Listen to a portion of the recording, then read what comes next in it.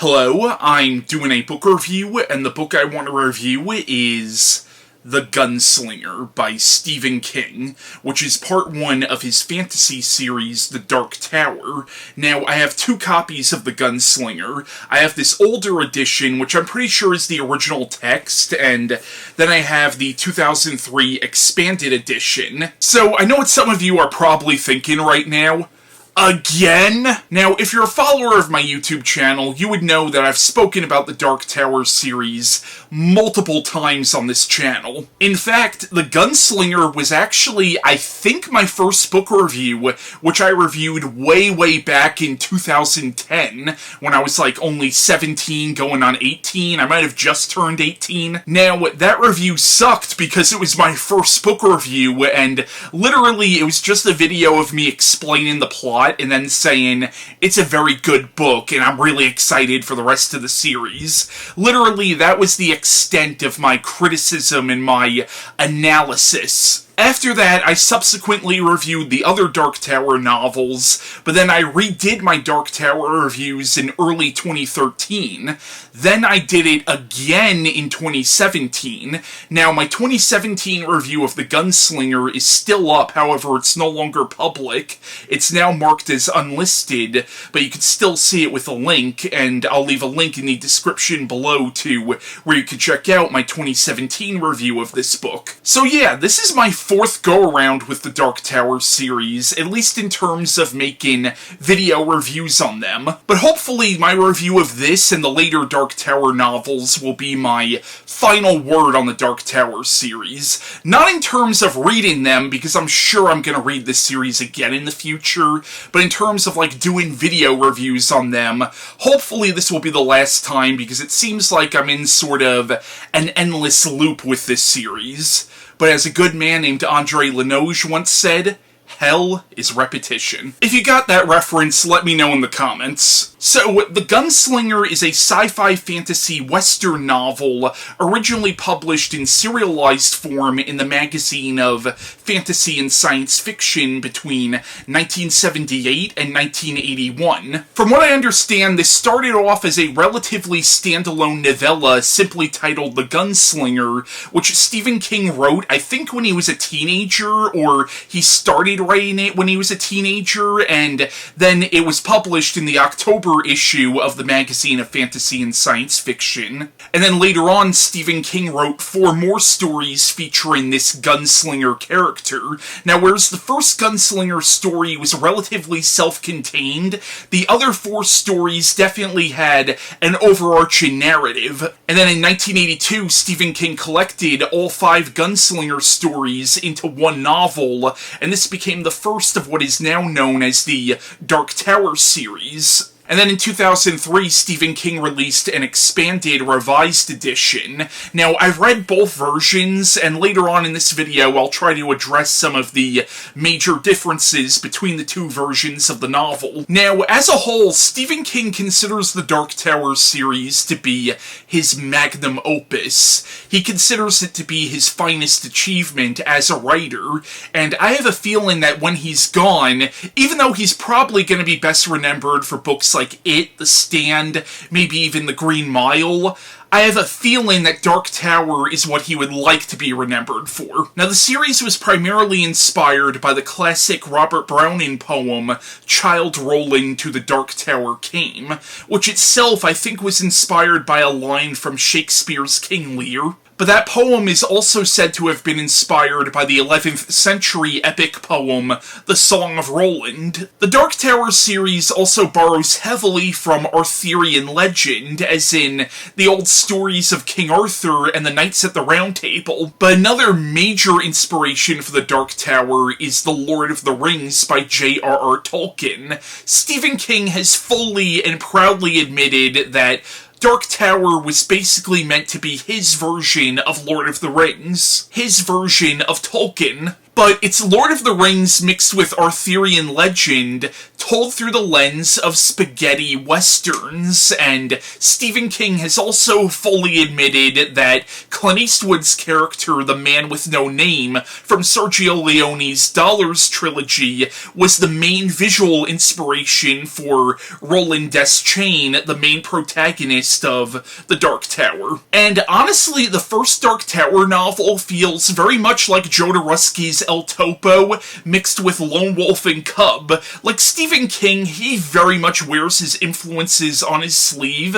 At the same time, he very much makes it his own too, because honestly, there really isn't much like the Dark Tower series. Because to just call The Dark Tower a fantasy western would be a gross understatement. There's elements of science fiction and horror, and just about every other genre and subgenre is present within the Dark Tower series, because as the series goes on, we realize that it's basically Stephen King's metafictional commentary on storytelling in general, and it's sort of a metafictional commentary on his own career. So, the plot of The Gunslinger is, it's set in an alternate universe known as Midworld, which is a world very different from our own, yet it bears some striking similarities to our world. Specifically, it's very similar to how our world once was, and what our world could be again if we're not careful. Technologically, it's very similar to the American Old West,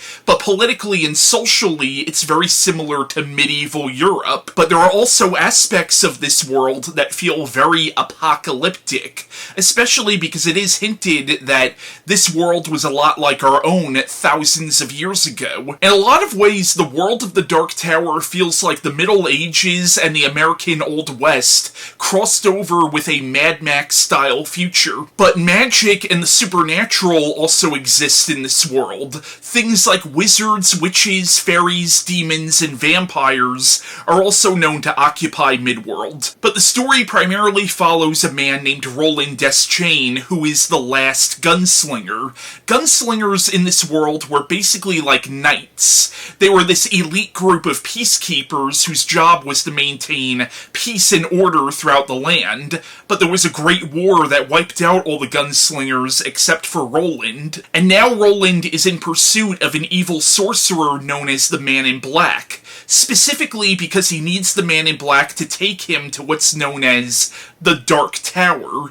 Now, what the tower is, we don't exactly know yet, and we get the idea that even Roland doesn't fully understand the nature of the tower, he just knows that he needs to get there. The tower has become his ultimate obsession, and more we start to realize that Midworld is dying, and it was already kind of a hellhole before the fall of the Gunslingers, but things have only gotten so much worse since then, and also time as we know it is starting to break down in Midworld. Like, there's something happening to time itself in Midworld that is fundamentally wrong, and even normal people who live in Midworld who don't typically have interactions with the supernatural, even they're starting to notice this. Like, events that feel like they were only a few weeks end up being actually a few months, or a journey that should take only a few months actually takes several years, or vice versa. And because time is starting to break down, it turns out that Roland has been pursuing the Man in Black a lot longer than even he realizes, and even though he appears to be a man in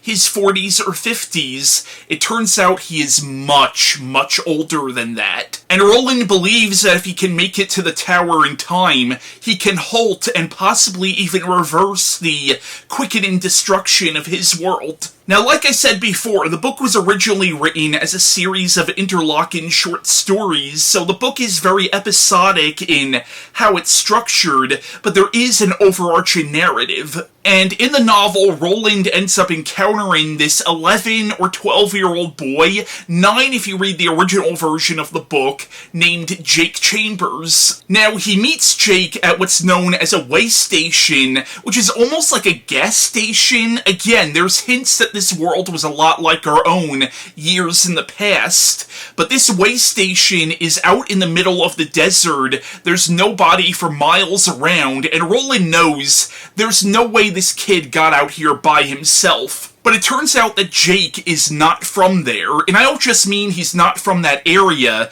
I mean he's literally not from this world, as in Roland's world. He is from what Roland's point of view would basically be an alien. Jake, as it turns out, is from our world. We learn that Jake was a boy from New York City who was murdered and then was somehow resurrected in Midworld. Now, Roland, realizing that there's no way this kid will be able to fend for himself, he takes the boy in, and throughout the course of the novel, the two of them do develop a friendship, and Roland even starts to develop a fatherly love for this boy. But Roland is ultimately going to be faced with a very difficult and very painful decision.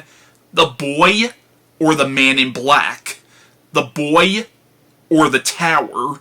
And as much as Roland does come to love this boy, it turns out that his obsession with the tower might prove to be stronger than his love for Jake. Now, I'll admit, when I first read The Gunslinger when I was 17, it took me a while to get into this. I think part of that is because of the writing style. You can tell Stephen King is definitely trying to be a little more lyrical with the writing style here, maybe a little more poetic in terms of the prose style and in terms of how the characters speak. And because the book is set in an alternate universe, if you're not familiar with this world, it can be a little jarring and a little confusing for first-time readers. And the book also has this surreal, sort of dreamlike quality to it, which now I really appreciate, but I think when I first read the book when I was 17, again, I found it to be very jarring and a little confusing. And I think it's a book that I appreciated more in retrospect after I finished the series. And a lot of people say that. A lot of people have trouble with The Gunslinger. But honestly, I had a lot of fun reading the original version of the book, and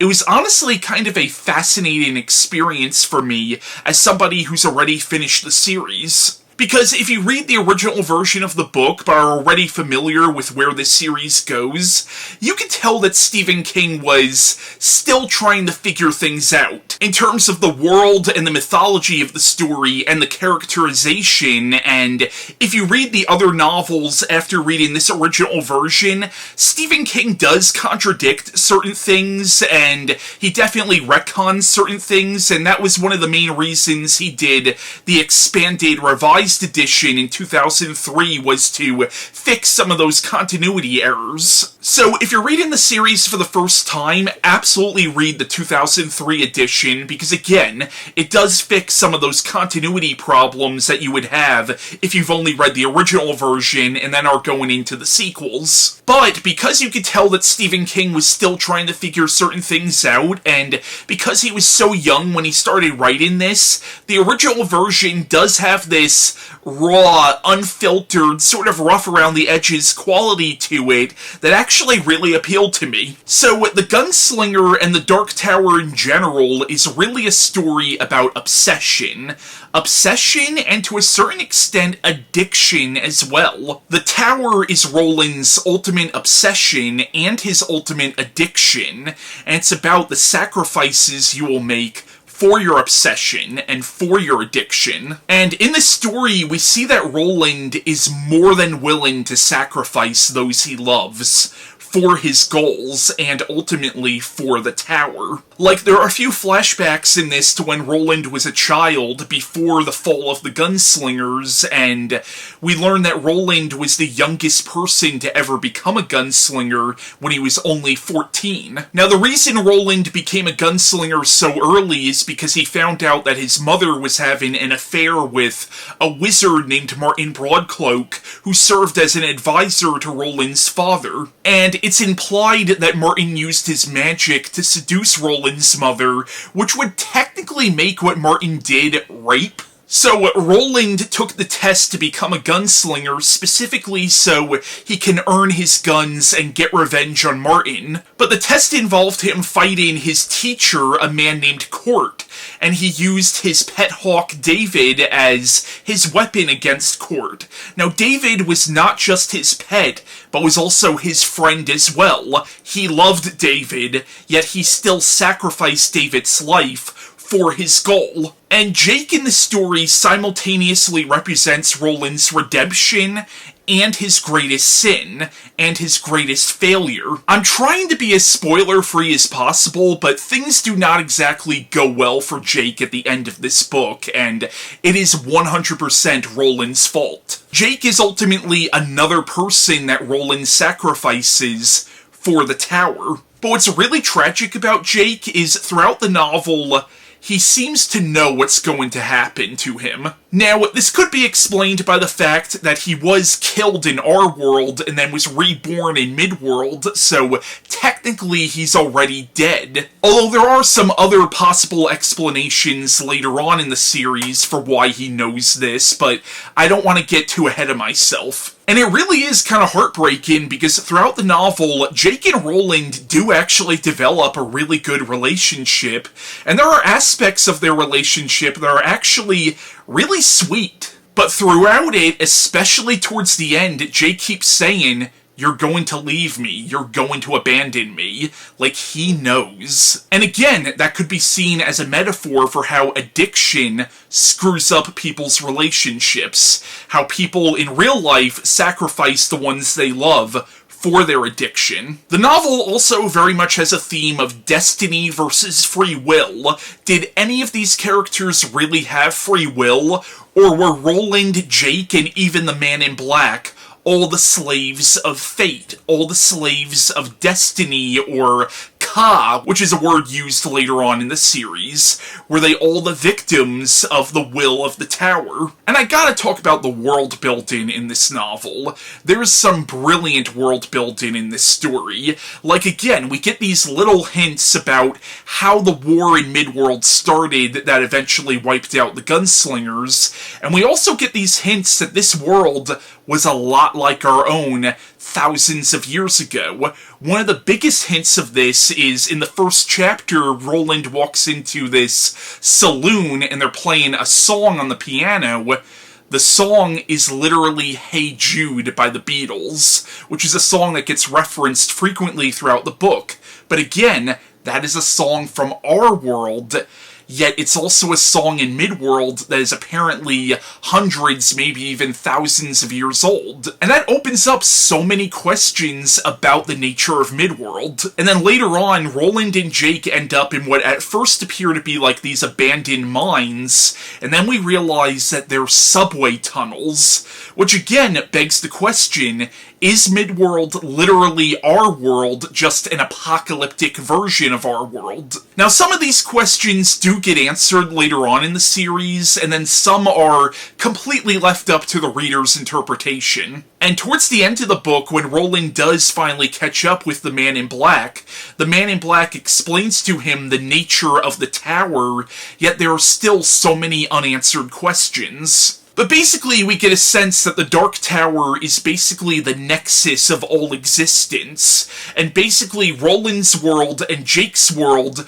are just two separate worlds in a long chain of parallel universes, and each universe has its own version of planet Earth, and this multiverse is held together by this Dark Tower. Basically, the tower sits at a nexus point where all universes, all worlds, all dimensions converge. Now, while this is primarily a fantasy novel, there are definitely elements of horror. Like, later on in the novel, Roland and Jake encounter these creatures called the Slow Mutants, and the Slow Mutants are honestly pretty terrifying. They reminded me a lot of the creatures from The Descent. But honestly, I think you especially see the horror elements in the first chapter of the book, simply titled The Gunslinger, which really does feel self-contained from the rest of the narrative, because as I said, it was originally published as a standalone novella. The opening chapter, taken onto itself, feels like a cross between spaghetti western and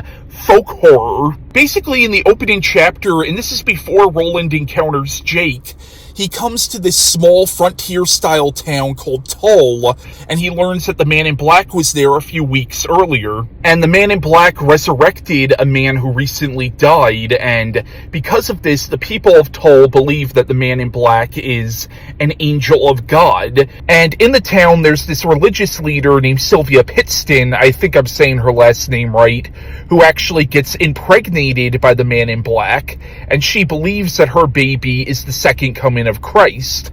But Roland realizes that this is going to be a demon child. But yeah, I actually thought this opening chapter was really eerie, especially with how the person who is resurrected by the Man in Black, how that's handled, because when this guy is brought back, he's not exactly right.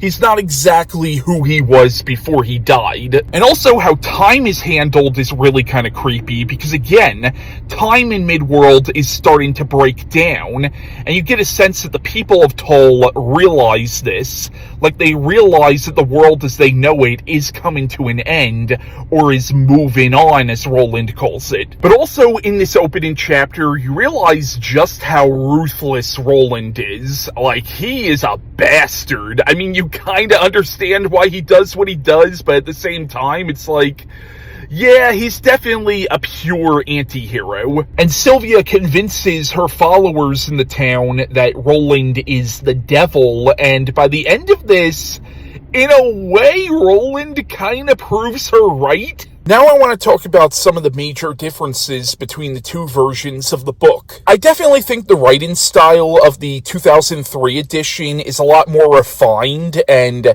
is technically superior, but as I said, there was something about the rough around the edges quality of the original version that really appealed to me. I think the world is also a lot more clearly defined in the 2003 edition, because again, he released this version of the book when the last few Dark Tower books were being published. Now, we find out that the person who started this war which wiped out the Gunslingers was a man named John Farson. However, in the original version of the novel, he's simply referred to as the Good Man, and he's from a town called Farson. In the flashbacks in both this and the later Dark Tower novels, we learn that Roland had a childhood friend named Elaine. However, in the original version of the Gunslinger, the character is simply referred to as Alan. So it's little things like that end up getting changed later on, but again, Stephen King fixed a lot of those continuity errors and retcons when he released the 2003 version. The 2003 edition also adds a pretty creepy subplot involving a character named Alice, or Allie, who is a woman that lives in Tull that Roland shacks up with, and in the expanded edition, we learn that Nort, the man who was resurrected by the Man in Black, gave her a letter from the Man in Black, and the letter told her that if she said the word 19 to Nort would reveal to her what the afterlife is like, and according to the letter, the knowledge will drive her insane, but she will inevitably say the word 19 to him. 19 becomes a very significant number later on in this series. Now, Ellie is in the original version too, but again, it's the 2003 edition that adds the subplot of Nort giving her this letter from the Man in Black. So yeah, The Gunslinger I highly recommend. I still like some of the later Dark Tower novels better, but this is still a worthy introduction to this series. Now, my edition of the original version of The Gunslinger comes with illustrations from Michael Wayland, which are quite beautiful. Now, the other Dark Tower novels are The Drawing of the Three, which was published in 1987, The Wastelands, which was published in 1991, Wizard and Glass from 1997, Wolves of the Kala from 2003, Song Susanna from 2004. Then later on in 2004, we got The Dark Tower, which is technically the final book in the series, at least in terms of the actual storyline. However, King would release release an 8th Dark Tower novel in 2012, but that was actually set between books 4 and 5, and to be honest, you really don't have to read that one. I mean, it's a good book, don't get me wrong, but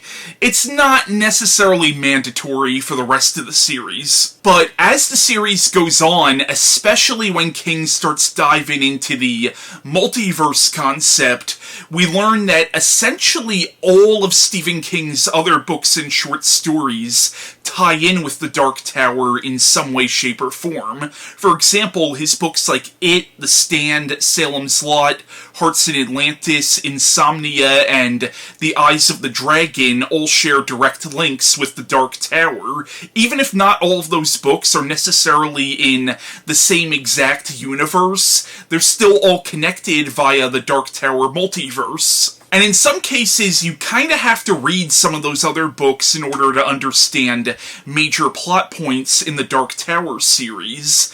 Like, the Dark Tower, in a lot of ways, even though you can read it on its own, in a lot of ways it's also this major crossover event for Stephen King's literary universe, or multiverse, rather. So yeah, I am really excited to talk about the rest of the Dark Tower series, because this series is really important to me. It's probably my favorite book series, and is definitely my favorite fantasy series, at least next to Neil Gaiman's Sandman, which, let's leave aside the elephant in the room concerning Neil Gaiman and all the allegations against him, but in terms of that series and its impact, that series is important to me as well, even though I don't know if I could ever really go back to it, knowing what we know now about Neil Gaiman, but I'm getting off topic. Yeah, Dark Tower, it is one of my favorite book series, but again, to call it just a fantasy series would be kind of an understatement. This really does have almost every genre and subgenre you could think of. And the series gets weird. I'm not gonna lie, the series gets really, really weird, especially in the final 3 books, but if you're willing to go along for the ride, I definitely think it's worth it.